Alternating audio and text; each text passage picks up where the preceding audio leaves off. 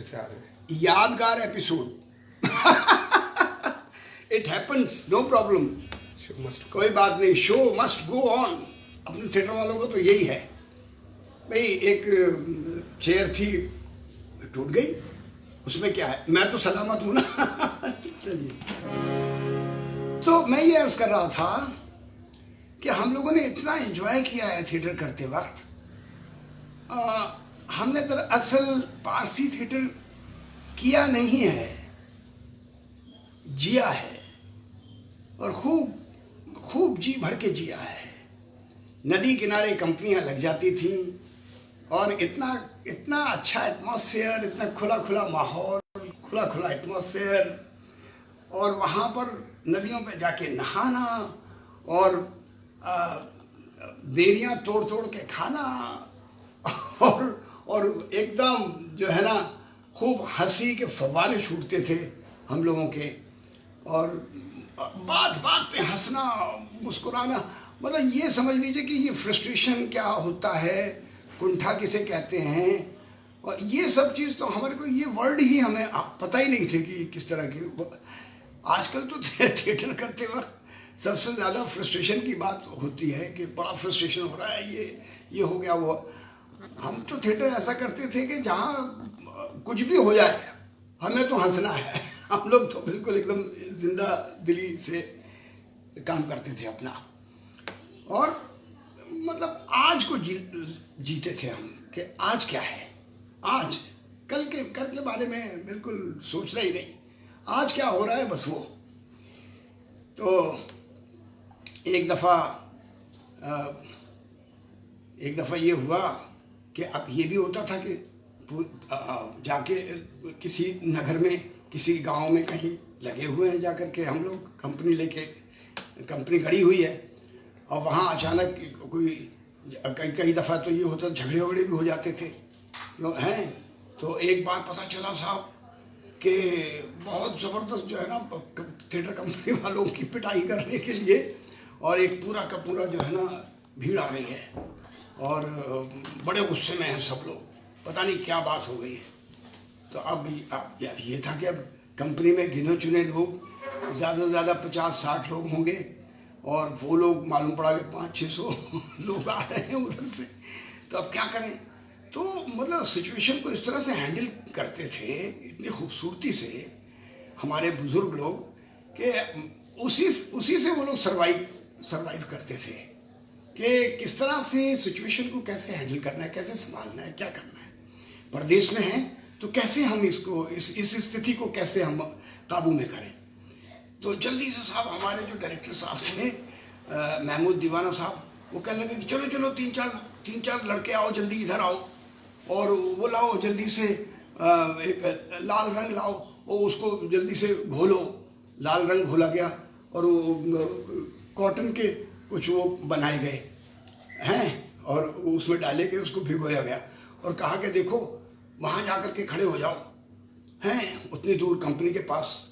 और इधर से वो जो डजा होता था, एक लोहे के टुकड़े में कुछ छेद कर करके, और उसके अंदर गंधक और पोटाश ये भरा जाता था, और ऊपर से एक टेढ़ी रॉड होती थी, वो उस पर लगा के ऊपर से उस पर चोट की जाती थी। तो उसमें से बिल्कुल ऐसा धमाका होता था कि लगता था कि मतलब गोली से भी ज़्यादा खतरनाक धमाका होता था वो। मतलब जब कभी प्ले का ड्रॉप उठता था तो उस पर वो धमाके का इस्तेमाल होता था। कभी जैसे कोई राक्षस की एंट्री हो गई स्टेज पे, तो उस धमाके का इस्तेमाल होता था, डजे का। जैसे डाकुओं से पुलिस की झड़प वो हो रही है, एनकाउंटर हो रहे हैं, तो उसमें वो धमाके चलते थे। तो लेकिन वो तो बिल्कुल इफेक्ट उनका गोलियों वाला इफेक्ट होता था, बिल्कुल कि जैसे बुलेट चल रही है। तो उसमें जल्दी से डायरेक्टर साहब ने कहा कि ऐसा करो कि 3-4 लोग अपना, और उनके कान में कुछ कह दिया, और कहा कि जाओ ये ले जाओ, रूही के गाले, इसके अंदर जो है वो है, रंग भरा हुआ था।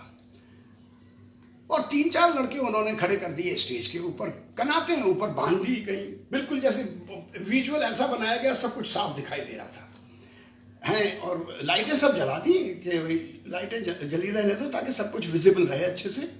और उन्होंने स्टेज पे खड़ा करके लड़कों से कहा कि जब भी मैं इशारा करूं तुम लोग बंदूकें तान लेना इनकी तरफ, लड़कों की तरफ, लेकिन जब मैं इशारा करूं तब। और जब जब जो है जैसे ही मैं इशारा करूं बंदूक तने, तो इधर पीछे 3-4 लड़के तैनात कर दिए थे कि तुम लोग ढसे चला देना। तो जैसे ही वो आई भीड़ और आके थोड़ा करीब और आई, तो वो बच्चे सबसे आगे खड़े हुए थे जिनके हाथ में वो लाल रंग के पोचे थे, वही रूई के गाले। तो इधर से लड़कों ने बंदूकें तानी और उधर से उन्होंने इशारा किया तो वो ढसे बजे, और इधर से इन्होंने मारा सीने पे हाथ, मार दिया। तो वो तीनों चीख चिल्ला के वहीं गिर पड़े। तो जो देखा भीड़ ने कि अरे गोलियां चल रही हैं, तो पलट के वो लोग भागे। उन्होंने कहा यार ये तो कहाँ फंस गए, आगे गोलियां चल रही हैं। तो ये इस तरह के ब्लंडर्स कंपनी में बहुत ब्लंडर्स होते थे। मेरा तो मन होता है कि एक बार मैं रंजीत काका साहब से, जो जिन्हें मैं काका जी कहता हूँ, रंजीत कपूर साहब को, तो उनसे वो और मैं एक दिन मिल के बात कर रहे थे कि एक प्ले ऐसा लिखा जाए कि जिसका नाम हो कि ब्लंडर्स इन पारसी स्टाइल ऐसे करके, क्योंकि इतने सारे किस्से हैं इस तरह के कि मैं बता नहीं सकता आपको। एक किस्सा और मज़ेदार है कि अब वो पिस्तौल तान के खड़ा है दूसरे कैरेक्टर के ऊपर कि मैं तुझे अभी गोली मार दूंगा। और वो कह रहा है कि अच्छा ठीक है, अगर तू मुझ पर यकीन नहीं करता तो मार गोली। अब वो कह रहा है देख मैं गोली चला दूंगा। वो कह रहा है हाँ चला दे गोली चला दे, मुझे मार दे, मैं जिंदा भी नहीं रहना चाहता हूँ। अब वो चल एक, हाँ एक, दो चल, 3। अब गोली चल ही नहीं रही है। चल वो पीछे डजा जो चलना होता था, जिसकी वजह से ये इफेक्ट आता था कि गोली चली। अब वो पता नहीं वो बीड़ी पीने में मशगूल था कि चाय पीने में, वो डजा नहीं चला पा रहा। अब इसने सोचा कि टाइमिंग खराब हो गई है, क्या करें। तो उसने कहा ठहर जाओ, मैं तुझे इस गोली से नहीं बल्कि चाकुओं से छलनी कर दूंगा। और उसने जो है निकाला खंजर, और जैसे ही उस पर वार करने लगा वो पीछे से उसने डजा चला दिया। तो पब्लिक को लगा कि जैसे इस खंजर में से गोली निकल कर इसको लगी है। तो इस तरह के बहुत सारे हमारे कंपनी के अंदर ब्लंडर्स हुआ करते थे। अभी देखिए ना, अभी तो कंपनी में तो होते ही थे, कंपनी का जिक्र कर रहे हैं तो उसके बीच में ब्लंडर हो गया। खैर, तो लैला मजनू की बात चल रही थी। लैला मजनू का गाना शायद हम शुरू करने वाले थे, जो ये सब हुआ था। ठीक है, तो अब हम लैला मजनू का एक गाना, ये खैरात खाने वाला सीन है और इसमें कुछ फकीर निकल के आए हैं खैरात खाने में, खैरात लेने के लिए। तो ये गाते हुए आ रहे हैं, सुनिए। खुश रहे तेरी नगरी बाबा, खुश रहे तेरी नगरी, खुश रहे तेरी नगरी बाबा, खुश रहे तेरी नगरी। माटी चुन चुन महल बनाया, माटी चुन चुन महल बनाया, लोग कहे घर मेरा रे बाबा, लोग कहे घर मेरा रे बाबा, खुश रहे तेरी नगरी बाबा, खुश रहे तेरी नगरी। ना घर तेरा ना घर मेरा, ना घर तेरा ना घर मेरा, चिड़िया रैन बसेरा रे बाबा, चिड़िया रैन बसेरा रे बाबा, खुश रहे तेरी नगरी बाबा, खुश रहे तेरी नगरी। अब विंग में से मजनू की एंट्री होने वाली और वो विंग से ही वो गाता है। दर पर खड़ा फकीर तेरे,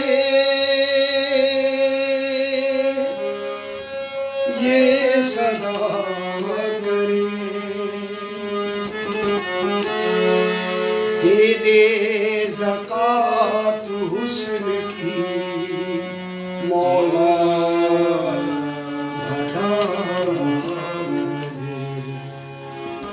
सांवरे कातिल जलवा दिखा दे, सांवरे कातिल जलवा दिखा दे, शरबत वसल का प्याला पिला दे, शरबत वसल का प्याला पिला दे, रहमत के सदके में दर्श करा दे, रहमत के सदके में दर्श करा दे, लैला को मेरी मुझसे मिला दे, तेरा अल्लाह मिलाएगा, तेरा मौला मिलाएगा, अल्लाह मिलाएगा, तेरा मौला मिलाएगा, खुश रहे तेरी धरती बाबा, खुश रहे तेरी धरती। ये गाना होता था। ये गाना जो है ये खैरात खाने वाले सिंगर है। अब उसमें मजनू कंटिन्यू करते हैं। मेरा ज़र्फ़ देख कर तुम, मेरा ज़र्फ़ देख कर तुम, लैला के लिए वो कह रहे हैं मेरा ज़र्फ़, मेरा ताप देख कर, मेरा ज़र्फ़ देख कर तुम, ज़रा बिजलियाँ गिराना लैला, मेरा ज़र्फ़ देख कर तुम, ज़रा बिजलियाँ गिराना लैला, मेरा ज़र्फ़ देख कर तुम, मेरा ज़र्फ़ देख कर तुम, ज़रा बिजलियाँ गिराना लैला, मेरा ज़र्फ़ देख कर तुम,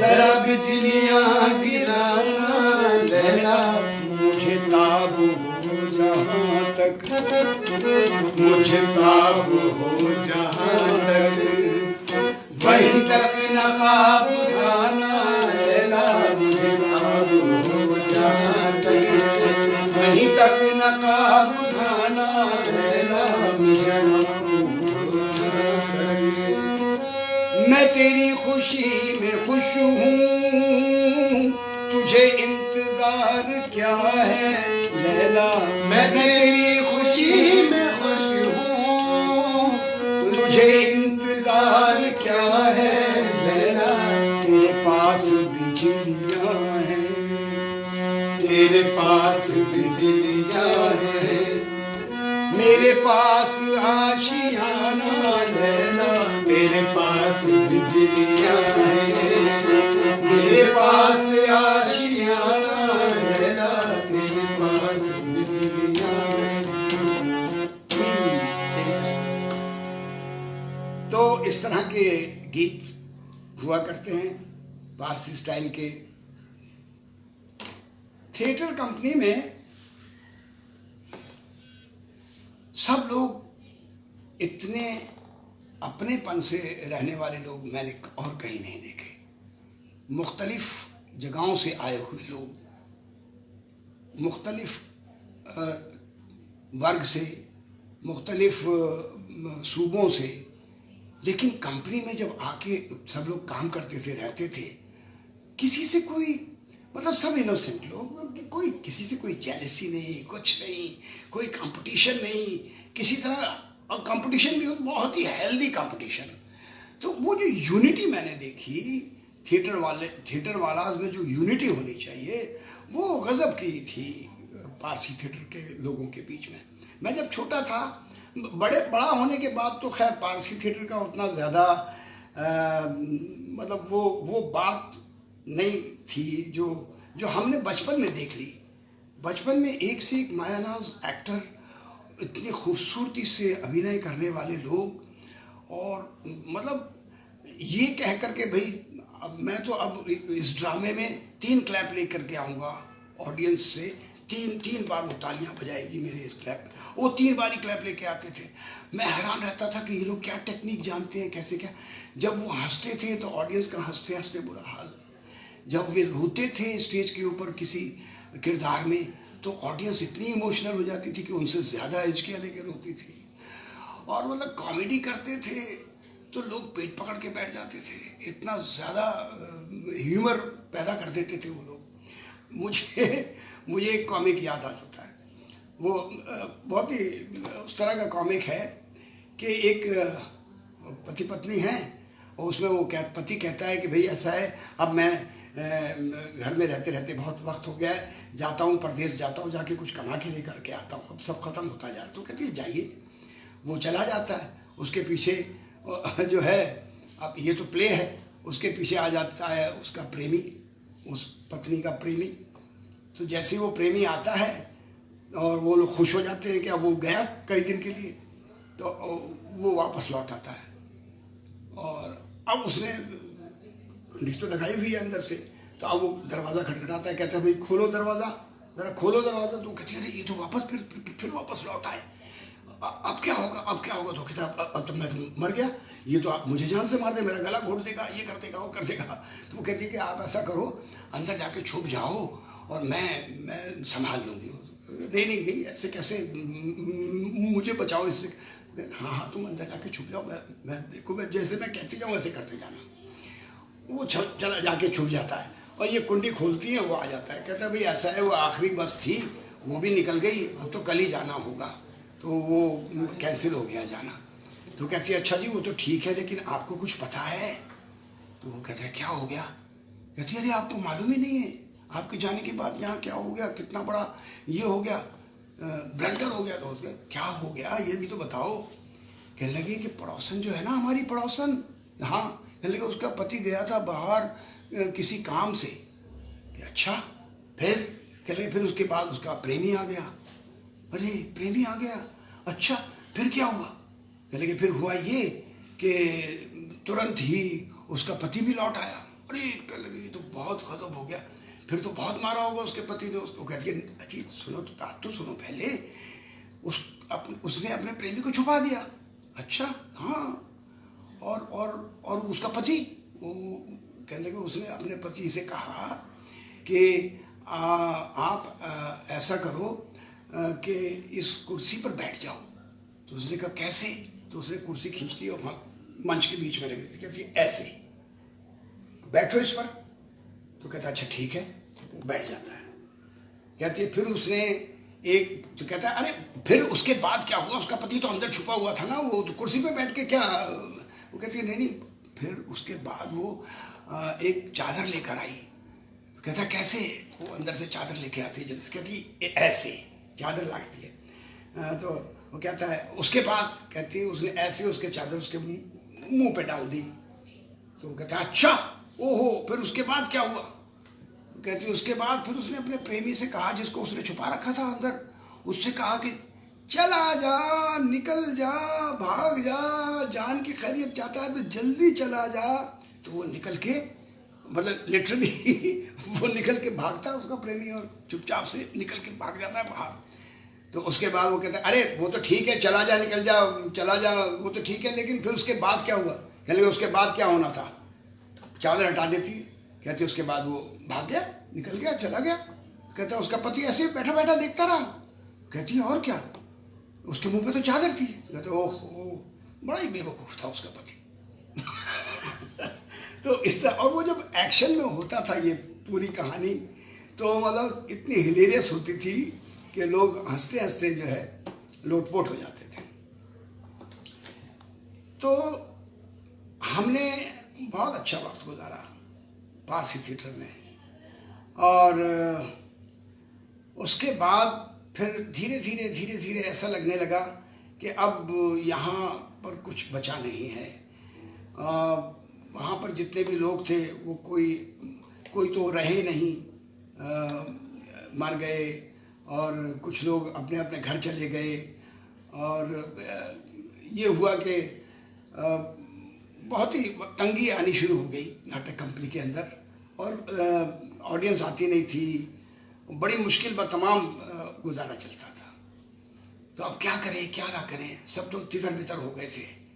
तो फिर मैं मंडी हाउस आ गया, ये जो दिल्ली का मंडी हाउस है, यहाँ आया। तो यहाँ पर जो हमारा जो सहारा था मेरा एक तरह से, और जो मेरी जान पहचान के लोग थे जिनके साथ मैं पढ़ा हुआ था, काम किया था, तो श्री अन्नू कपूर, श्री रंजीत कपूर साहब, रघुवीर भाई, हम लोग सब यहाँ पर थे। तो मैं यहाँ आके फ्रीलांसिंग करने लगा मंडी हाउस में। तो एक बार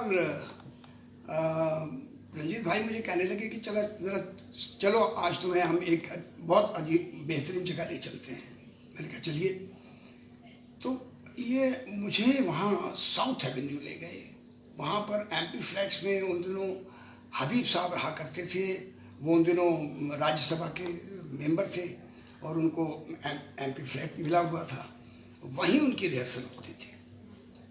वहाँ पर जब मुझे वो लेकर गए तो वहाँ वो क्लारनेट बज रहा है, वहाँ वो तबला बज रहा है, वहाँ डांस हो रहा है, वहाँ इतनी खूबसूरती से जो है सब लोग अपनी अपनी लाइनें बोल रहे हैं, कॉमेडी कर रहे हैं, इतना पंचेस के साथ बोल।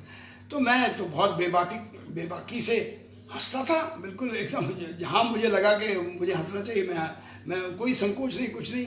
तो हबीब साहब मुझे बड़े गौर से जो है देखते रहे। दिन भर रिहर्सल होती रही और मैं रिएक्ट करता रहा, हंसता रहा और वो देखते रहे। चलते वक्त शाम को उन्होंने रंजीत भाई से कहा कि ये कौन है बच्चा, ये लड़का कौन है? तो उन्होंने कहा ये हमारी कंपनी का बहुत ही तेज एक्टर है, ये आप इस्तेमाल करके देखिए इसको ज़रा। तो उन्होंने कहा अच्छा ठीक है, तो फिर कल इसको लेते आना। तो बाहर निकल के मैंने कहा जी मैं तो जाऊंगा वापस कंपनी में, मेरा जी नहीं लग रहा है यहाँ, क्योंकि यहाँ पर सब अंग्रेज़ी बोलते हैं और मुझे बिल्कुल आती नहीं है। और तो वो कहने लगे कि भाई ऐसा है कि चले जाना, लेकिन ये श्री हबीब तनवीर साहब हैं, अगर इनके साथ कुछ दिन काम कर लोगे तो इंसान बन जाओगे, बता रहा हूँ मैं। और फिर थोड़े पैसे भी आ जाएंगे तुम्हारी जेब में, फिर चले जाना, कुछ काम कर लो फिर चले जाना, दिल्ली आए हो तो कुछ करो।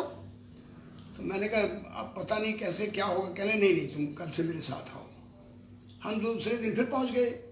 तो हबीब साहब ने मुझे एक कांस्टेबल का कैरेक्टर दे दिया और फिर मैंने इम्प्रोवाइजेशन जो शुरू किया उसमें, तो बहुत वो खुश होते थे कि ये कभी कभी वो पाइप पीते पीते, कभी कभी वो मुस्कुराते हुए अपने अंदाज में कह देते थे कि ये जो है ये लड़का मुन्ना ये ज़रूर इस कैरेक्टर को मेन रोल बना देगा इम्प्रोवाइज कर करके। और उसके बड़े अच्छे शोज हुए। सूत्रधार 77 और सन 77 की बात भी है। तो प्ले का नाम भी था सूत्रधार 77। उसमें रंजीत भाई खुद एक्ट कर रहे थे, बहुत खूबसूरती से उन्होंने वो कैरेक्टर किया था। उसमें आदरणीय हमारी नादरा बाजी भी उसमें कर रही थी एक्टिंग।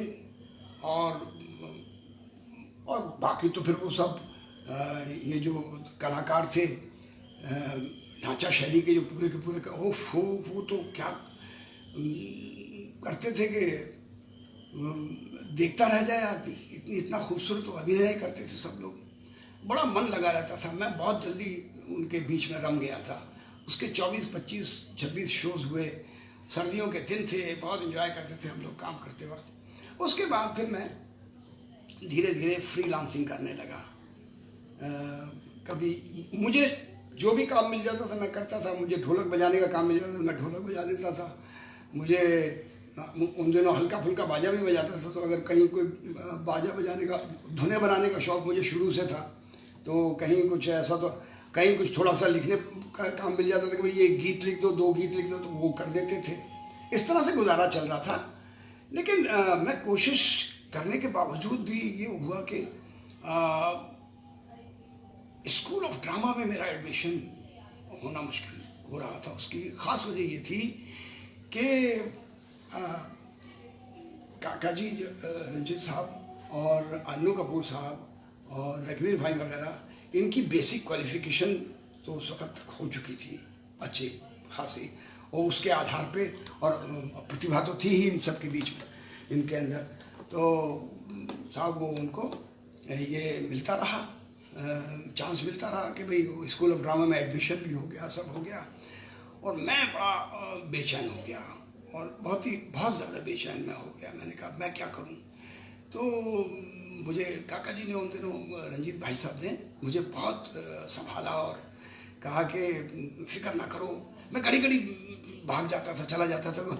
वहाँ झील खुरंजा एक जगह है, तो झील खुरंजा में कुछ थिएटर कंपनी के पुराने लोग रहा करते थे। हाँ, मेरा परिवार भी उधर ही आ गया था, मेरी मदर वगैरह भी वहाँ आ गई थी। तो मैं भाग भाग के मंडी हाउस छोड़ के वहाँ चला जाता था कि मैं यहाँ नहीं रह पाऊँगा, मैं कैसे यहाँ रहूँगा, कैसे नहीं ये। तो मुझे वहाँ जा जा के अन्नू कपूर साहब ये लोग लेके मुझे ज़बरदस्ती, चल वहाँ वहाँ वहीं चल, यहाँ क्या करेगा, यहाँ तो कुछ अभी होता ही नहीं है, तो वहीं काम करो, वहीं करो, जो कुछ भी मिलता है वहाँ करो, घबराओ मत, हम तुम्हारे साथ हैं। तो मैं थोड़ा फिर मुझे सांस आ जाती थी। लेकिन साहब बस ये समझ लीजिए कि ज़िंदगी में जो क्वालिफ़िकेशन का जो एक मकाम है, तालीम का जो एक मकाम है, वो अपनी जगह अटल है। उसके बिना इंसान कहीं कुछ तरक्की करते हुए उसे बहुत ताकत लगाता है, तब भी वो पीछे रहता है, क्योंकि उसको कुछ बेसिक चीज़ें जो होती हैं उनसे वो वंचित रह जाता है, और वो जाहिर हो जाता है लोगों के बीच में कि इसकी स्कूलिंग नहीं हुई है या ये तो, क्योंकि कहीं ना कहीं कुछ ना कुछ आप बातचीत करेंगे तो कहीं ना कहीं पता चल जाएगा कि आपका उस तरह का आप तो बिल्कुल एकदम हाँ। ये था कि मुझे रंजीत भाई हमेशा ये कहते थे, अरे देखो अगर तुम्हें अंग्रेज़ी नहीं आती तो तुम्हें तबला बजाना तो आता है, तुम्हें गाना गाना तो आता है, तुम्हें अभिनय करना तो आता है, तुम ये बात क्यों सोचते हो कि अंग्रेज़ी के पीछे क्यों पड़े हुए भाई। तो मैं कहता था सब लोग बोलते हैं और इतने तेज़ बोलते हैं और मैं समझ में नहीं आती है। तो मैंने कहा नहीं, तो तुम समझ में आए या नहीं आए, तुम इसी माहौल में रहो, धीरे धीरे समझने लगोगे, और क्या होगा भाई। और लेकिन जाओ मत और निराशावादी मत बनो। तो मैंने कहा अच्छा ठीक है। कभी कभी गुस्सा हो जाते थे बहुत ज़्यादा, मैं फिर भी जब जाने लग मैं कहता नहीं जी मैं तो जाऊँगा, मैं तो यहाँ नहीं रुक सकता। तो कहते थे जाओ यार, कोई तुम नेशनल प्रॉब्लम थोड़ी हो, जाओ जाओ जहाँ तुम्हें जाओ। तो वो इस तरह से मुझे, तो फिर मैं डर जाता था कि अरे ये गुस्सा हो गए हैं। बाहर कैफ मैंने भारतीय कला केंद्र, वहाँ डांस एंड म्यूज़िक कॉलेज है, वहाँ मैंने एडमिशन ले लिया। वहाँ पर उतनी ज़्यादा ज़रूरत इस बात की थी कि आप बजा के दिखाइए कौन सा साज किस तरह से बजा लेते हो, तो फिर आपको उसी तरह से ट्रेनिंग दी जाए। तो मैं तबला भी ठीक ठाक बजा लेता था उन दिनों, और ढोलक भी खूब बजाता था मैं। तो मैंने वो सब इंटरव्यू में मैंने बैठ के वो सब दिया, एग्ज़ाम दिया। तो उन्होंने कहा ठीक है आपकी क्लासेस हो सकती हैं। तो वहाँ मैं क्लासेस करने लगा, और फिर सीरियसली मैंने क्लासिकल तबले की तालीम पानी शुरू की। तो एक रूटीन बन गया, और एक जो अटेंशन मेरी उस तरह से डाइवर्ट हुई कि भाई मैं बहुत ज़्यादा फिर कुंठा नहीं होता था, मतलब कुंठित नहीं रहता था। मैं अपना काम करता रहता था कि तबले में कुछ नई नई चीज़ें सीख रहे हैं, उसका रियाज कर रहे हैं, आकर के इनको सबको सुना रहे हैं, अपने सब जानकार लोगों को, और ये तारीफ़ कर रहे हैं और कह रहे हैं कि हाँ हाँ बहुत अच्छी अच्छी चीज़ सीख के आए हो ये। तो इस तरह से धीरे धीरे वक्त गुजर रहा था।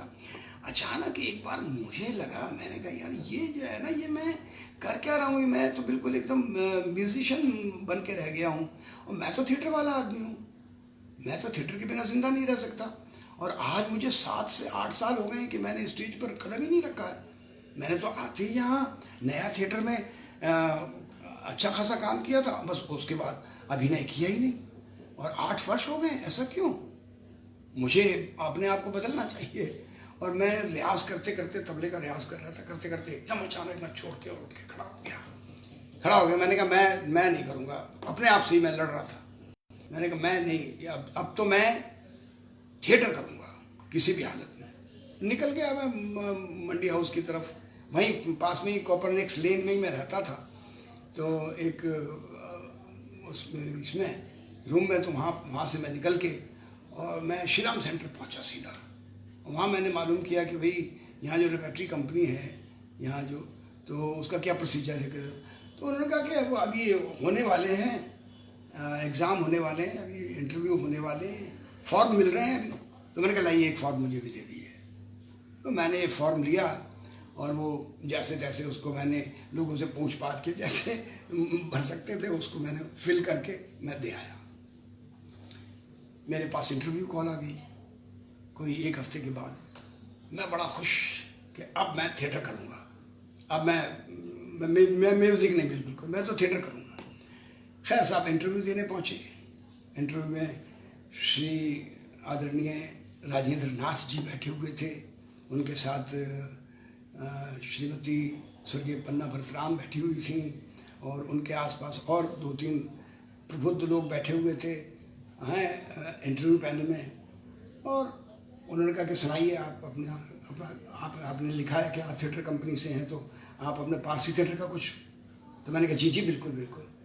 और मैंने एकदम जो है लैला मजनू की जो है स्पीच बहुत ही इन्वॉल्वमेंट के साथ मैंने शुरू की कि अरे मेरे सहराई दोस्तों, तुमने अपना तर्ज माशरत क्यों बदल दिया। पहले तो मैंने गाना गाया हाँ कि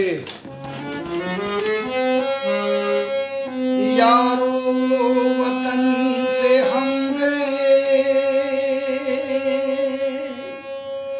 हमसे वतन गया, नक्शा हमारे वास्ते जंगल का बन गया। शहर में हमको ना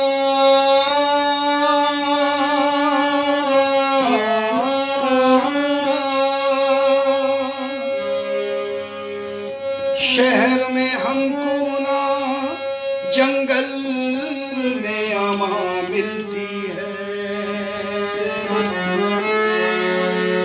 देखिए कब्र मुसाफिर को कहाँ मिलती है। लैला लैला लैला लैला पुकारूं मैं बन में, मेरी लैला बसी मेरे मन में, मेरी लैला बसी मेरे मन में। और फिर उसके साथ उसी बिल्कुल म्यूजिक से ब्लेंड करते हुए स्पीच उठती थी कि अरे मेरे सहराई दोस्तों, तुमने अपना तर्ज माशरत क्यों बदल दिया। अरे मैं तो लैला का दीवाना हूं, पर क्या तुम दीवानों के भी दीवाने हो, किसी शमाए मोहब्बत के परवाने हो। मैं जिधर जाता हूं तुम साथ साथ चलते हो। जाओ जाओ ये वफादारियां मेरी लैला को सिखाओ, वो मुझे भूल गई है उसे मेरी याद दिलाओ। कहो कहो मजनू की जबान बनकर कहो कि दश्ते जुनू का शहजादा मजनू तेरे फिराक में बेकरार है। मेरी लैला से कह देना अगर हो उस तरफ जाना कि बन बन ढूंढता फिरता है तुझको तेरा दीवाना। अगर तैयार हो ऐ दोस्तों तो साथ ले आना, ज़बां बनकर मेरी वरना दरे लैला पे चिल्लाना। बफूर गम से चश्मे नम से चश्मे हो गए जारी, गुले उम्मीद जितने थे वो कांटे बन गए प्यारी। और साहब वो मैं बोलता जा रहा हूँ, स्पीच बोलता जा रहा हूँ और अचानक एक जगह में ब्लैंक हो गया और मैंने अपने सर पे जोर से ओवर रिएक्ट करके जोर से ऐसे मैंने हाथ मारे को, उफ ये क्या हुआ इतना सा करके, और मैं सीधा बाहर। तो दरवाजे तक मैं बहुत तेजी से जाने लगा तो राजेंद्र साहब ने पीछे से राजेंद्र जी ने कहा अरे सुनिए कहाँ जा रहे हैं आप। तो मैंने कहा सर मैं जा रहा हूँ, बाहर जा रहा हूँ। क्यों क्या बात, इंटरव्यू बीच में छोड़ के आप जा रहे हैं, ये क्या बात। मैंने कहा सर मुझे अब इंटरव्यू नहीं देना है। इंटरव्यू नहीं देना क्यों। मैंने कहा मैं भूल गया, अच्छी खासी स्पीच बोलते बोलते मैं भूल गया, मुझे क्या हक है थिएटर करने का सर। मैं तो नहीं, मैं थिएटर भी नहीं करूँगा, मैं म्यूज़िक में पता नहीं मुझे क्या है, मैं क्या करूँ। एकदम फ्रस्ट्रेटेड होकर क्या अब वो कहने लगे एक मिनट ये गिलास पानी का रखा है, इसे आप पीजिए और आप दोबारा से स्पीच शुरू कर दीजिए, उस पर क्या है।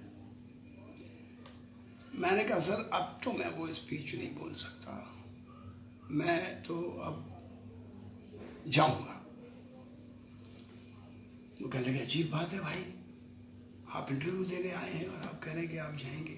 मैंने कहा सर आप जब मैं नहीं देना चाहता तो फिर आप मुझे मैं आपके हाथ जोड़ लेता हूँ, प्लीज़ आप नाराज़ मत होइएगा।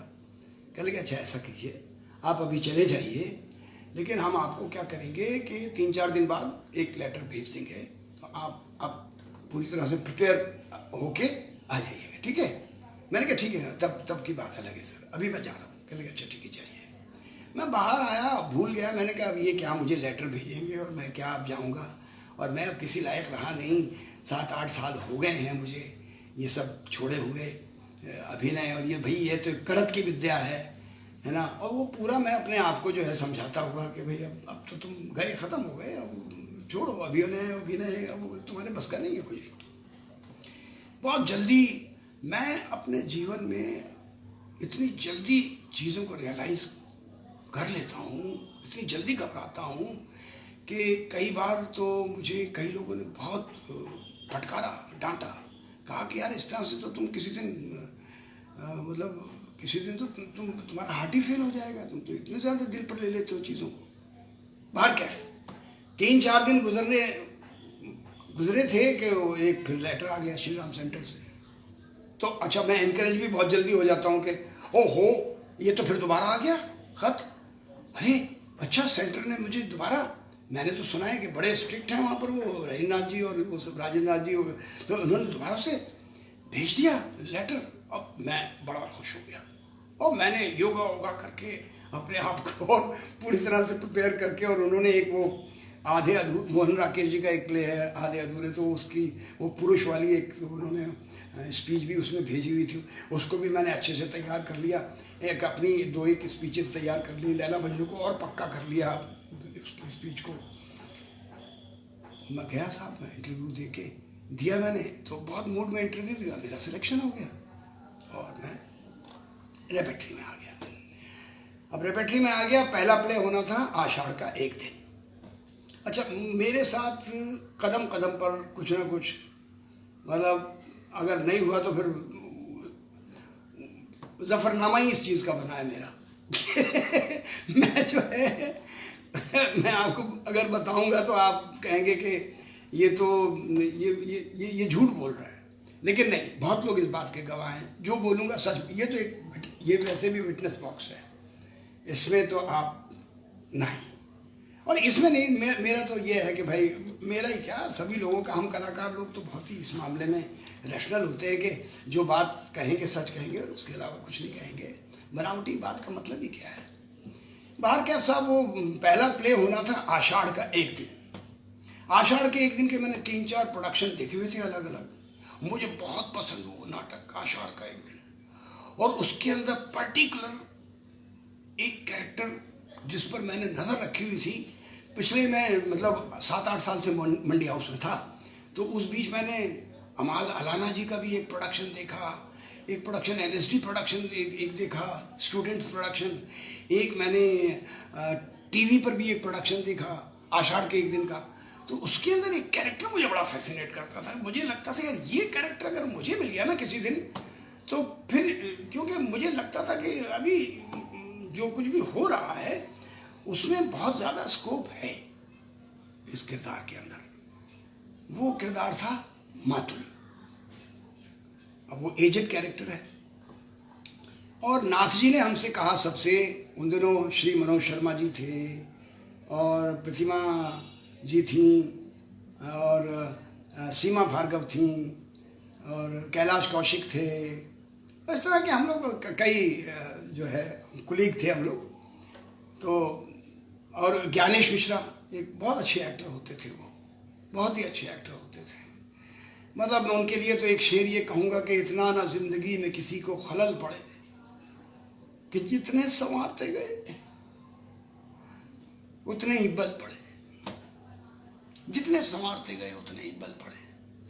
उनको इतना समझाते थे हम, इतना समझाते थे कि भाई देखो जिंदगी जो है ना, आचार्य रजनीश बिल्कुल ठीक कहते हैं इस मामले में, कमाल है उनका कि उनका आईक्यू जो है, वो कहते हैं कि जिंदगी जो है ना भैया, ये कोई समस्या नहीं है जिसका हल ढूंढने के लिए आप लोग निकल गए हैं बाहर।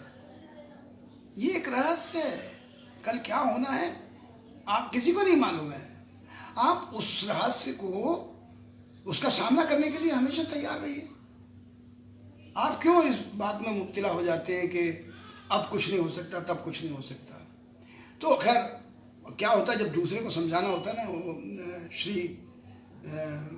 स्वर्गीय कैफी साहब जो थे, मालिक उन्हें जन्नत नसीब करे, कैफी साहब कहा करते थे कि किसी को सलाह देना सबसे आसान काम है। तो वो हम भी किया करते थे कि ज्ञानेश मिश्रा जी को हम ये सलाह देते थे कि तुम इतने ज़्यादा मतलब जो उनके शौक ज़ौक थे वो मैंने मत किया करो यार, वो ये सब चीज़ें जो हैं ये आगे चल के सेंसेज में होता नहीं फिर बाद में आदमी। तो बहुत लोग इस तरह से चले गए। तो वो भी थे रेपेटरी कंपनी में, बहुत ही मायनाज एक्टर थे। मुझे उनका डर था कि वो अगर मेरे साथ डबल कास्टिंग में आ गए मातुल में, तो पता नहीं फिर मुझे तो शायद मातुल से हटा ही दिया जाएगा, क्योंकि वो इतना मायनाज एक्टर था। तो नाथ जी ने ये कहा सब लोगों से कि देखिए मैं आप लोगों को नहीं जानता हूँ, मैं आप लोगों के साथ पहली बार काम कर रहा हूँ। और वो बिल्कुल उनका जो कुछ भी होता था बहुत ही क्लियर कट होता था उनका डिसीजन। तो उन्होंने कहा कि मैं आपको किसी को भी नहीं जानता हूँ, मैंने काम नहीं किया, तो इसलिए आप ऐसा कीजिए, स्क्रिप्ट आपके पास पहुँच गई सबके पास आषाढ़ के एक दिन की, अब आप अपनी अपनी कास्टिंग खुद कर लाइए। तो दूसरे दिन जो है मैं पहुंचा और मैंने कहा जी मैं मातुल करूंगा। तो उन्होंने कहा मातुल, आपको मालूम है इसकी क्या एज है, इस कैरेक्टर की? मैंने कहा जी। और आपकी क्या एज है? मैंने कहा जी बिल्कुल ठीक है, मेरी एज अभी ज़्यादा से ज़्यादा मैं 23-24 साल का हूँ। तो कहने लगे फिर आप ये कैरेक्टर, ये एजड कैरेक्टर है, ये तो आप जैसे ज्ञानेश मिश्रा मुझसे काफ़ी बड़े थे, फिर आप इनको करने दीजिए। मैंने कहा सर ऐसा है, आपने कहा कि अपनी कास्टिंग करके लाओ, तो मैंने बता दिया मैं इस रोल के अलावा किसी रोल पर और मेरा ध्यान नहीं है, मैं करूँगा और मैं करना चाहता हूँ। तो उन्होंने कहा भाई ये देख लीजिए पूरे सारे मैनर्स आपको उसी तरह के। मैंने कहा जी बिल्कुल बिल्कुल। बाहर क्या वो रिहर्सलें शुरू हो गई साहब। उन्होंने कहा कर कीजिए, आपको जो करना कीजिए। रिहर्सलें शुरू हो गई। अब रिहर्सल के दौरान ये हुआ कि भाई एक दो जगह कहीं म्यूज़िक देना है, तो म्यूज़िक के लिए वहाँ हारमोनियम रखा हुआ था, तबला रखा हुआ था, तो हमने ऐसे एक म्यूज़िक बना दिया। और नाथ जी आके कह गए थे कि आप में से जो भी कुछ म्यूज़िक में दखल रखता है वो ज़रा ये ट्यून कर ले कि भाई कौन कौन सा कहाँ म्यूज़िक देना है। मैंने तैयार कर लिया। तो वो कुछ इस तरह से, अभी मैं सुनाता हूँ आपको। तो अब ये हुआ कि जब म्यूज़िक तैयार हो गया तो नाथ जी एक दिन तशरीफ, नाथ जी कभी कभी आते थे, मतलब 3 दिन में, 4 दिन में, 6 दिन में। तो अब जैसे ही उन्होंने एंट्री दी तो हम सब उठ के खड़े हो जाया करते थे, सम्मान में बिल्कुल सब। तो उन्होंने कहा कि बैठिए और एक ख़ास बात करनी है। तो हम बैठ गए, सब लोग ध्यान लगा दिया क्या बात करनी है। उन्होंने कहा कि श्री पंचानंद पाठक साहब को आप लोग सब जानते होंगे। जी सर। अच्छा, मैं अनफॉर्चुनेटली मैं उन्हें बिल्कुल नहीं जानता था। तो उन्होंने कहा आप उन्हें जानते होंगे या नहीं जानते होंगे, जो भी है। मैंने कहा सर मुझे नहीं मालूम उनके बारे में। तो कहने लगा हाँ नहीं कोई बात नहीं, पर वो आएंगे और वो आके जज करेंगे, वो ये देखेंगे कि म्यूज़िक कैसा बना है। अगर वो ठीक नहीं होगा तो फिर वो खुद बनाएंगे, और ठीक होगा तो जैसा भी है वो आप देख लीजिएगा। वो कल आएंगे, तो कल वो 11 बजे आ जाएंगे। मैंने कहा जी ठीक है। वो आ गए दूसरे दिन 11 बजे। श्री आदरणीय श्री पंचानंद पाठक साहब NSD में म्यूज़िक डायरेक्टर रहे, और मतलब वो तो प्रकांड पंडित संगीत के और हर तरह के मामले में, और बिल्कुल एकदम ऋषियों मुनियों वाला उनका बिल्कुल पूरी पर्सनैलिटी। और मैं बड़ा प्रभावित हुआ देख के। मैंने कहा ये तो बहुत ही शख्सियत, कमाल की शख्सियत है। अब वो आके कहने लगे हाँ भाई कौन कौन कर रहा है म्यूज़िक, किसने किया, किसने तैयार किया है। तो मैं उठ के खड़ा हुआ, सर मैंने कहा सर मैंने किया है सर। कहने लगे अच्छा तो सुनाइए। मैंने कहा जी मैं सुनाता हूँ। तो ये जब कालिदास जाने वाले हैं राजकवि बनने के लिए और वो स्थान छोड़ने वाले हैं, तो मल्लिका के पॉइंट ऑफ व्यू से मैंने ये एक आलाप थी।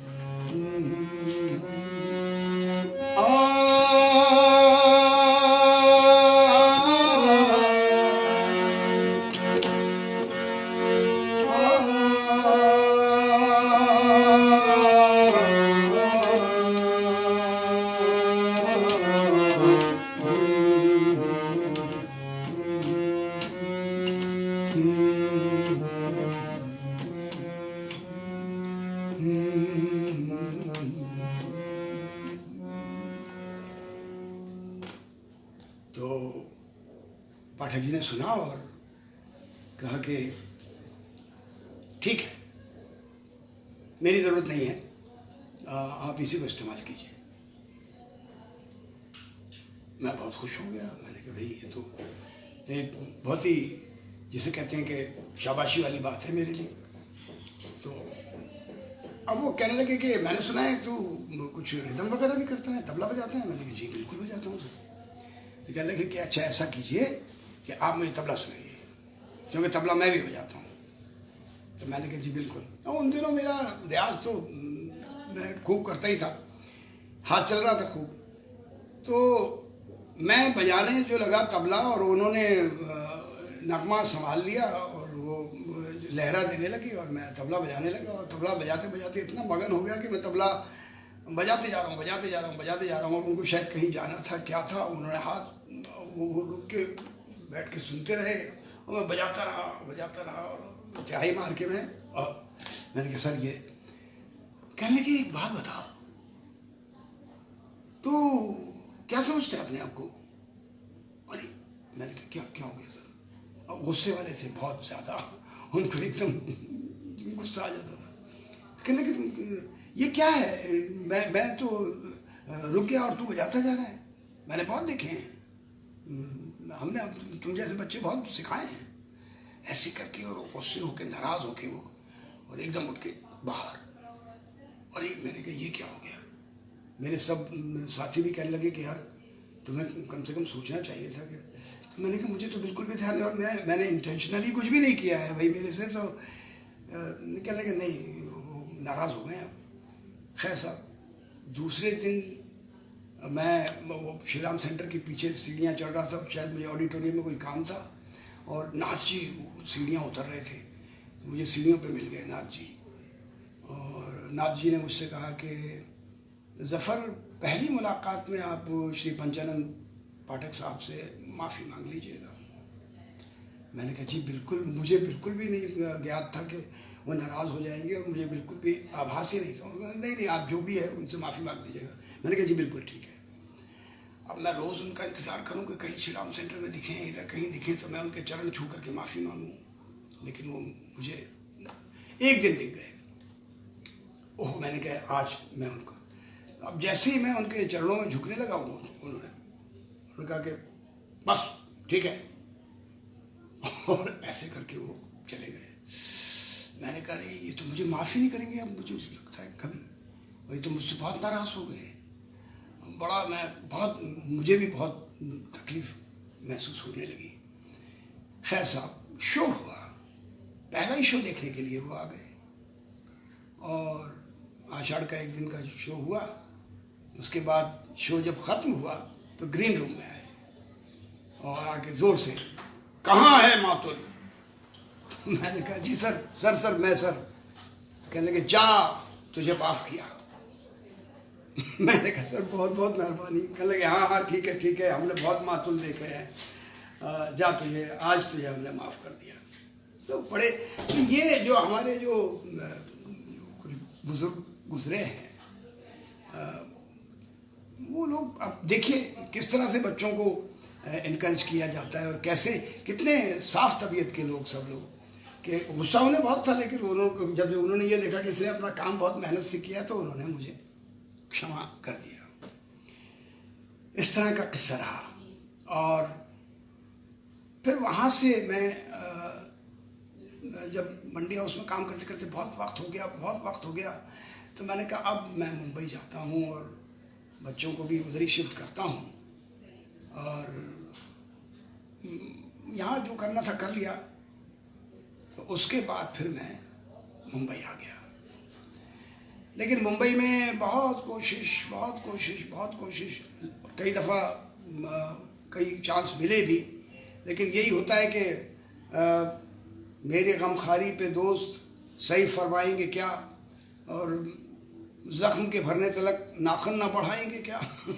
मैं अपने आप में खुद ही जिसे कहता है कि मैंने कई अवसर अपने आप से छोड़ दिए, जो कि मेरी आदत इस तरह की है कि मैं बहुत ही बहुत ही एहसास कमतरी का मैं वो हूँ कि बहुत ही अंदर मैं अपने क्या करना है कुछ करके, और अब तो ये ज़िंदगी ख़त्म हो गई है और इस तरह से यही मेरा रहा है। इसी वजह से मैं उन अपने मित्रों में रहते हुए भी जो आज ईश्वर की कृपा से जिनको एक मकाम मिला हुआ है, मैं उसके आगे तो भाई हमारा तो कोई उतना ये है नहीं, लेकिन फिर भी मैं सब लोगों को मैं हाथ जोड़ के सब लोगों से ये विनती करूँगा कि जब भी कोई अवसर मिले तो उस अवसर को आपको बिल्कुल ऐसे पकड़ लेना चाहिए और फिर उसको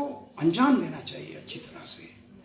ये नहीं कि आपको कोई चांस मिल रहा है और आप इधर चले गए उधर निकल गए, और अगर मान लीजिए उसकी कोई आप एक छोटा सा किस्सा सुना देता हूँ, उसके बाद मेरे ख्याल से समय हो रहा है तो इसलिए 5-7 मिनट का एक किस्सा है कि एक बहुत अच्छा खासा मुझे एक ब्रेक मिलने वाला था, बहुत ही अच्छा खासा, कि एक फिल्म बन रही थी और श्री रंजीत कपूर साहब उस फिल्म को लिख रहे थे।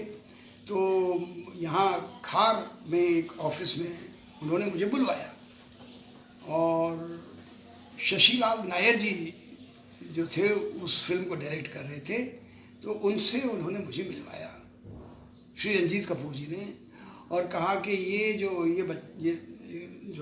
ज़फ़र संजनी हैं ये हमारे ही साथ के हैं, ये मेरे फादर की कंपनी में काम करते थे, मेरे सामने पले बड़े और इनको मैं अच्छे से जानता हूँ, इसलिए और मतलब ये है कि हमारे साथ के ये व्यक्ति हैं और मुझे ब्रेक मिल गया है, अन्नू कपूर को ब्रेक मिल गया है, रघुवीर यादव साहब को ब्रेक मिल गया है, लेकिन इसे अभी तक ब्रेक नहीं मिला। और आप जो है मैंने एक कैरेक्टर इसमें लिखा हुआ है, तो वो मैंने इसको ध्यान में रख के लिखा है।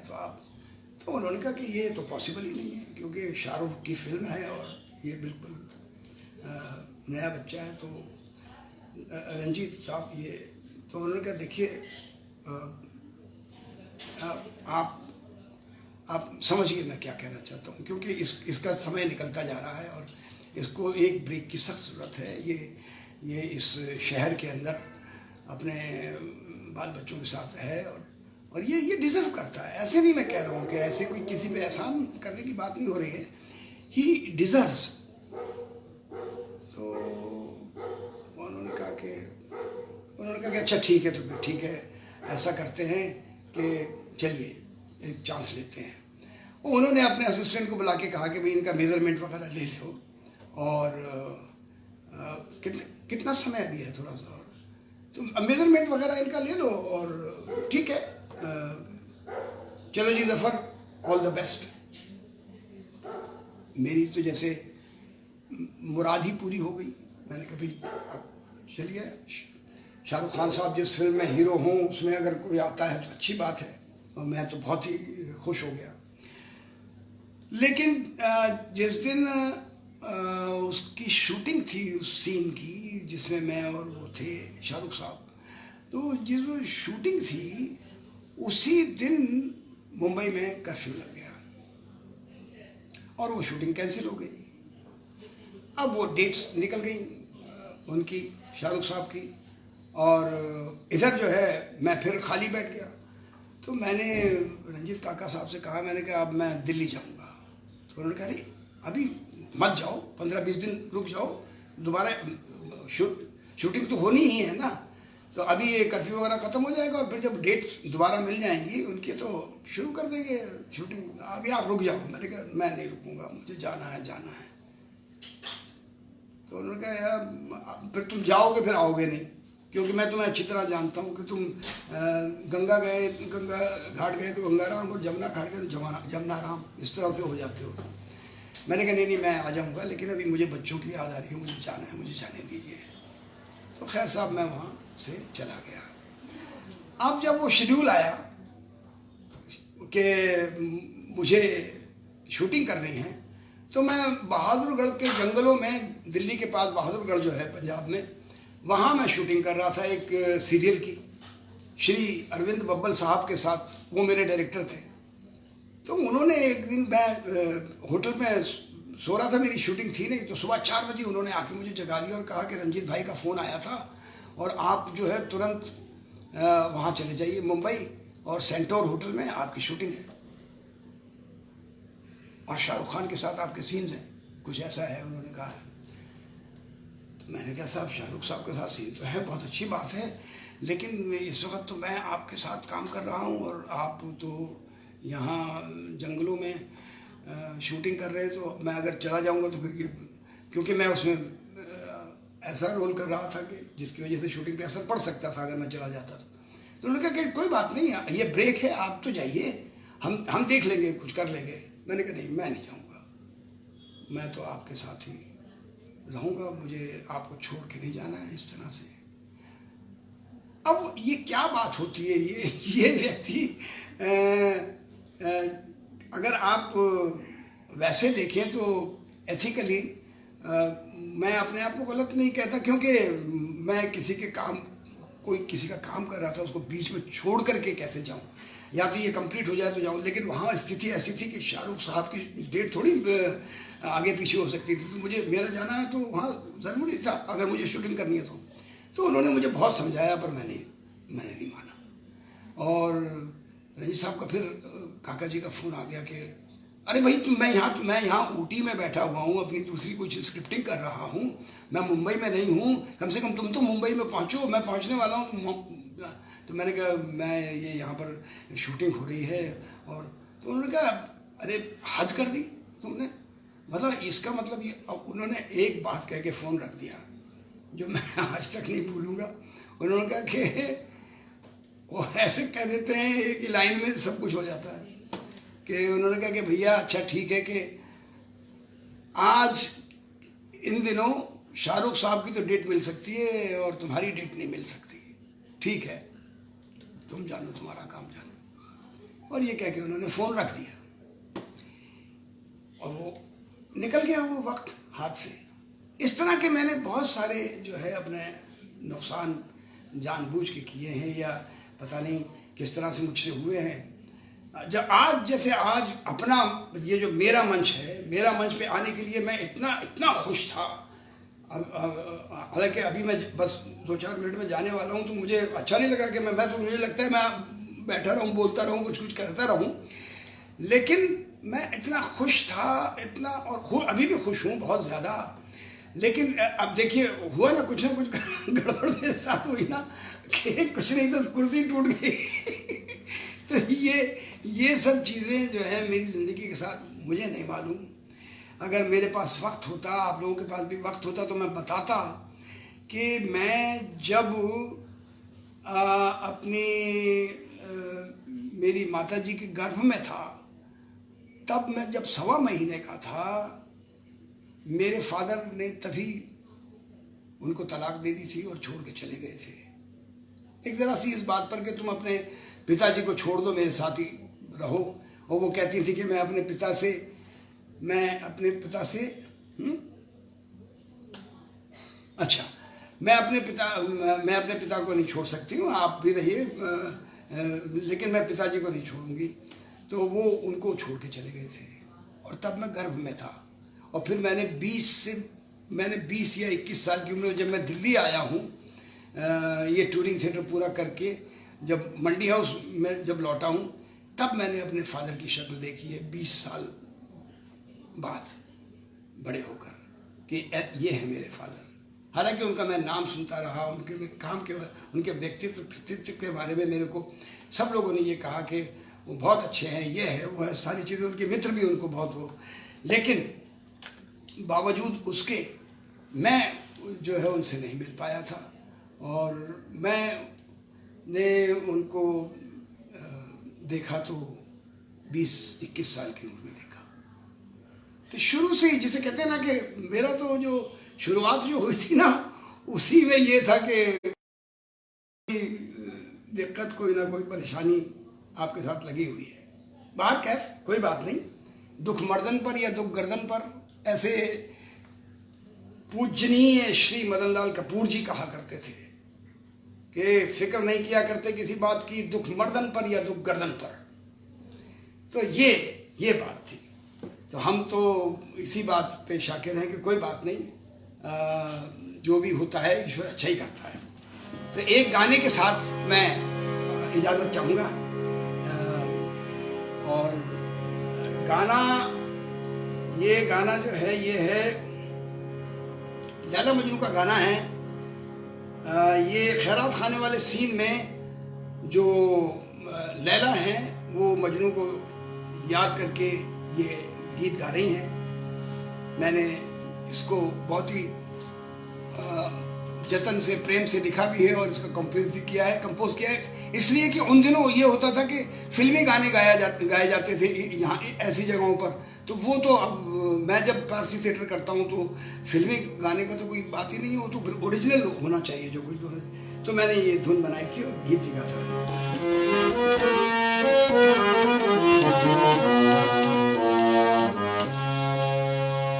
तेरे संग ही जीने मरने की कसम खाई है, तेरे संग ही जीने मरने की कसम खाई है।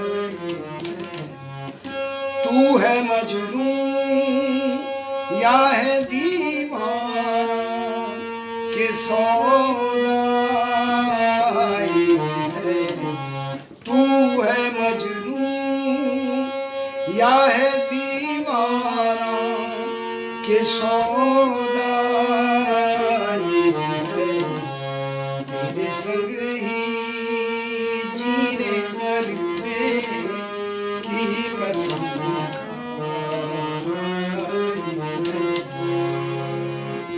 दर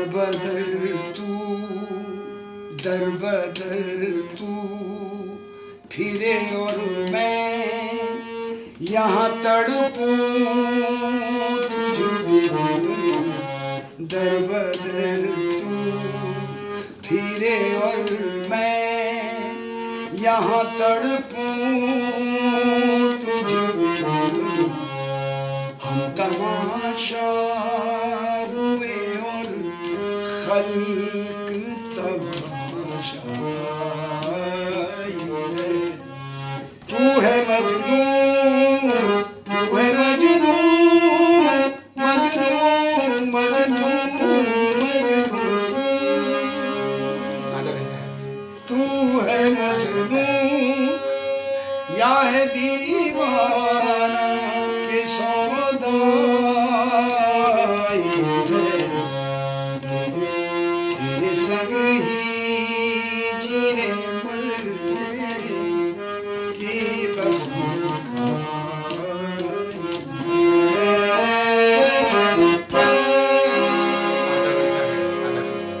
अच्छा, नई कंपोजिशन सुनाई तो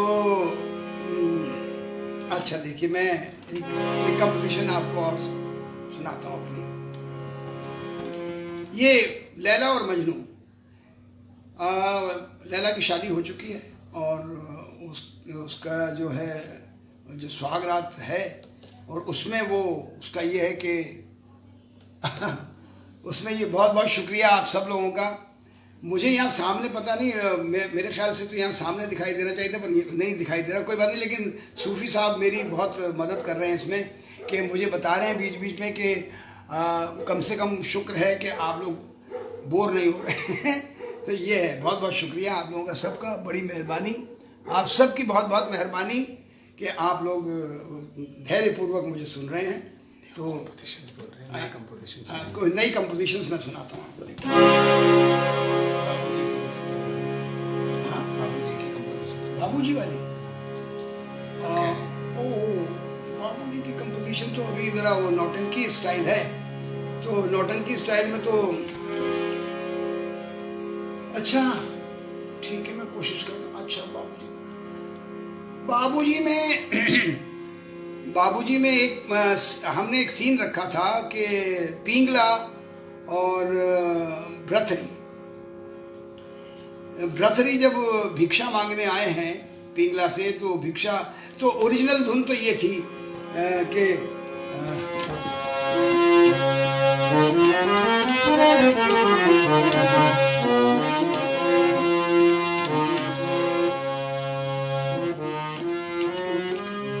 ये थी। तो लेकिन इसके बाद फिर जब ये गीत गा के ओरिजिनल जरा सा मैं सुनाता हूँ आपको, जो उसमें हरिश्चंद्र तारामती में नहीं, वो उसमें राजा भर्तहरि में जो एक वो भिक्षा मांगने आते हैं और माता कहते हैं अपनी रानी को, पिंगला को, और फिर वो कहते हैं कि भिक्षा दे दे मैया पिंगला, जोगी खड़ा है द्वार। तो जब वो ये सुनिए, भिक्षा दे दे, भिक्षा दे दे मैया पिंगला, भिक्षा दे दे मैया पिंगला, जोगी खड़ा है द्वार, जोगी खड़ा है द्वार, भिक्षा दे दे मैया पिंगला, जोगी खड़ा है द्वार, मैया पिंगला।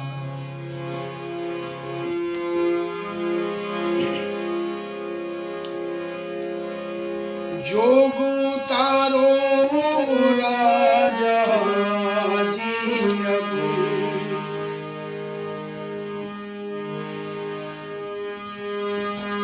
जोग तारो राजा जी अब, थोड़ा सा भूल रहा हूँ, लेकिन मैं कुछ याद आ रहा है। जोग उतारो राजा जी अब, दूंगी आसनदार। हाँ, धूनी रमाओ यहीं पे राजा, हाँ, धूनी रमाओ यहीं पे राजा,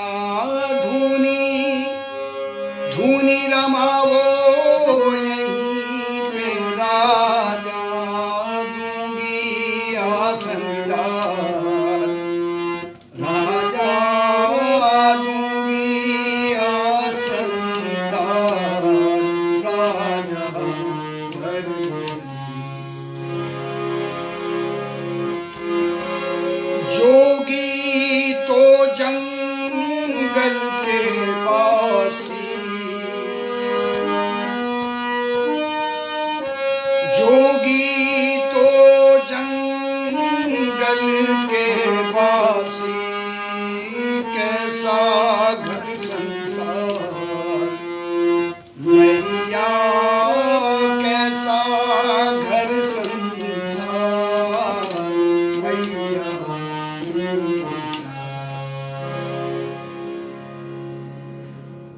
हाँ दाल ना लगे। हाँ हाँ जी हाँ जी।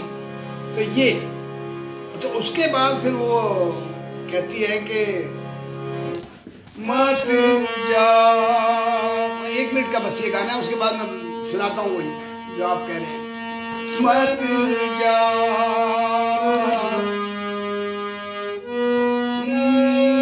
मत जा जोगी, सुनो सुनो मत जा जोगी,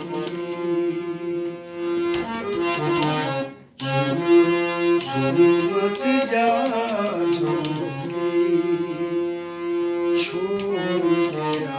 जोगी, छोड़ के अपने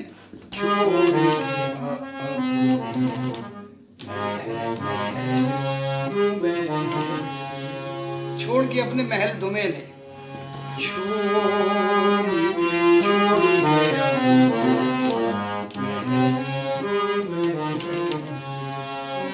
मत जा जोगी, मत जा जोगी, मत जा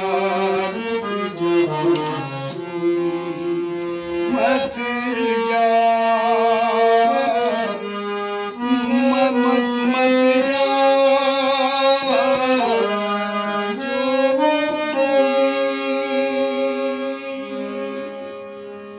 तो ये है, फिर उसके बाद उसका यंत्रा पर एक यंत्रा होता है। अब ये वो सुना देता हूँ।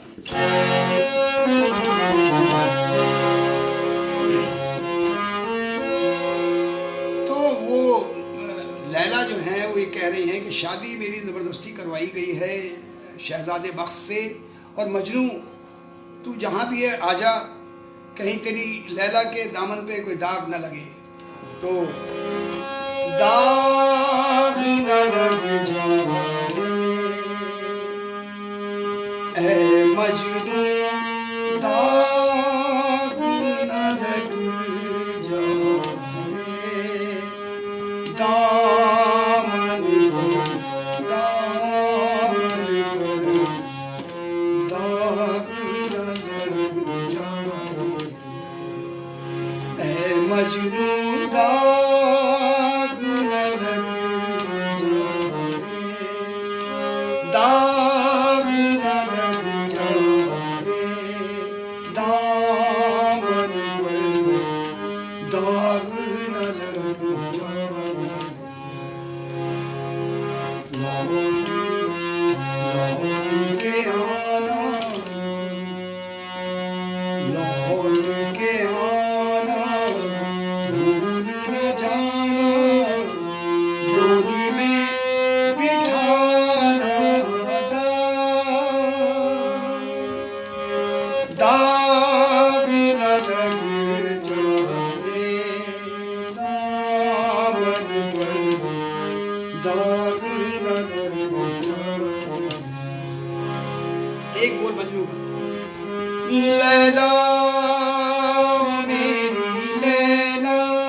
ये पूरा गाना जो इल्यूजन में चल रहा है, वो इमेजिन कर रही है कि मजनू मेरे सामने खड़ा है, और मजनू स्टेज पर आता है एक स्पॉट में, वो दूसरे स्पॉट में। लैला मेरी लैला, लैला मेरी लैला, एक दिल एक जान है, एक दिल एक जान है, एक दिल एक जान है, हम एक दिल एक जान है।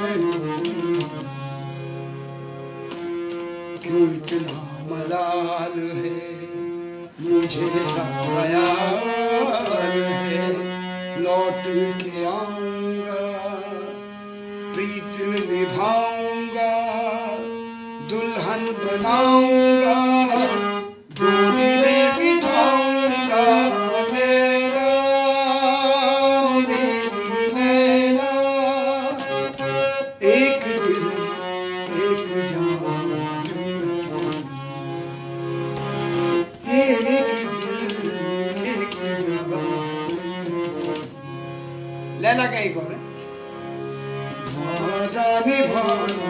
साथिया बेलिया, वादा निभाना साथिया बेलिया, दीवानगी में हमें न भुलाना, लौट के आना, दीवानगी में हमें न भुलाना, लौट के आना, पानी में कहीं आग न लगी जाए, दाग न लगी जाए, दामन पर दाग न लगी जाए, ऐ मजनू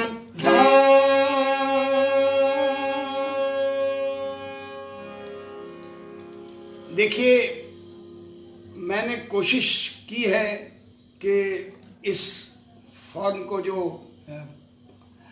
हमारी एक तरह से धरोहर है, ये भी पारसी थिएटर, ये वापस इसी तरह से आ सकता है। हालांकि सरकार और भी दूसरी संस्थाएं जो हैं वो पूरी कोशिश में हैं कि पारसी थिएटर को किसी तरह से उसको रिवाइव किया जाए और उसके अंदर कुछ चीज़ें समसामयिक संदर्भों में वो स्क्रिप्ट्स देखी जाएं और उसके जितने भी ये हैं पहलू, उन पर दोबारा से एक गहरी नज़र डाली जाए कि आज के कॉन्टेक्स्ट में किस तरह से उन नाटकों को किया जा सकता है और क्या नए नाटक भी पारसी स्टाइल में लिखे जा सकते हैं। और इस तरह की धुनें जो कि बिल्कुल, देखिए बात सीधी सी ये है कि अब जिस किसी का अगर ओ ब्लड ग्रुप है तो उसमें वो जब ब्लड आपको अगर उसकी ज़रूरत है तो फिर ओ ब्लड ग्रुप ही चढ़ाना पड़ेगा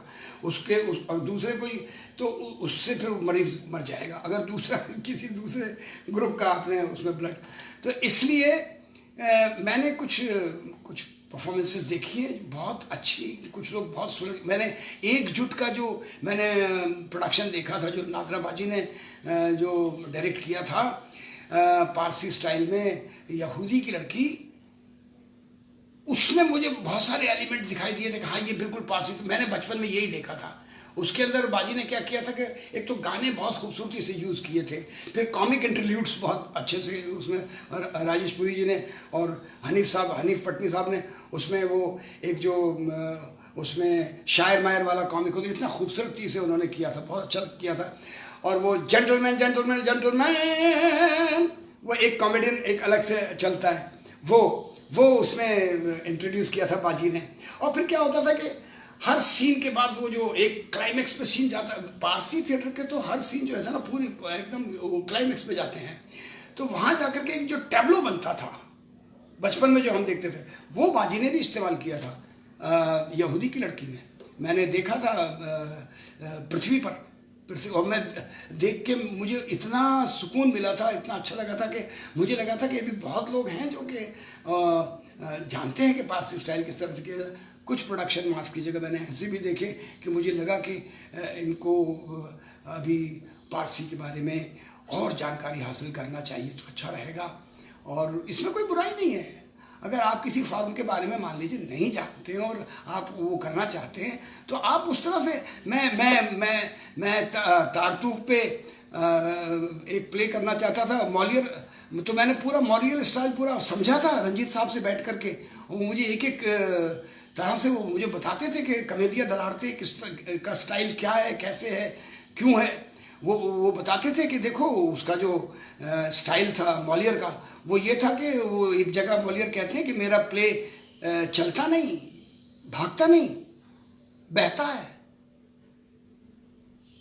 तो आप इमेजिन कीजिए कि फिर मूवमेंट्स की क्या ये होगी, मयार होगी जब वो बहता है कहता है प्ले को, तो एकदम ऐसे उसकी मूवमेंट्स हैं। तो मेरे कहने का मतलब ये है कि भाई सब लोग जो है एक तो मुझे माफ़ कर दीजिएगा, मैं वक्ता नहीं हूँ, मुझे बोलना नहीं आता है। सबसे पहली बात तो ये है कि मैं बहुत घबराता हूँ इस तरह से, लेकिन अगर आपको कुछ थोड़ा बहुत भी मेरी बात आप तक पहुंची है तो मैं उसका बहुत शुक्रगुजार हूँ।